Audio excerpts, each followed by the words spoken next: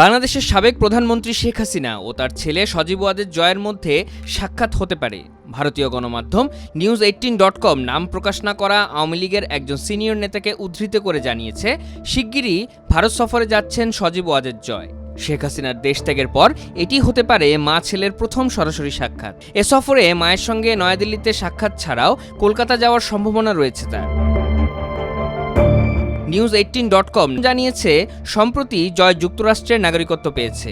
তার আগের পাসপোর্ট বাংলাদেশ সরকার বাতিল করার পর তিনি একটি নতুন পাসপোর্টের জন্য আবেদন করেছেন, যার মাধ্যমে তিনি একজন মার্কিন নাগরিক হিসেবে ভারতে ভ্রমণের সুযোগ পাবেন।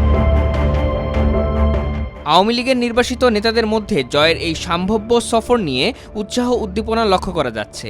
আওয়ামী লীগের একজন সাবেক মন্ত্রী News18.com-কে বলেন, আমরা আশা করছি জয় শেখ হাসিনার সঙ্গে সাক্ষাৎ করবেন এবং নির্বাসিত নেতাদের সঙ্গে আলোচনা করবেন। সরকার যেভাবে আওয়ামী লীগকে নিষিদ্ধ করেছে তা সম্পূর্ণ অনৈতিক। এটি আগামী নির্বাচনে দলটিকে প্রতিযোগিতার বাইরে রাখার কৌশলের অংশ।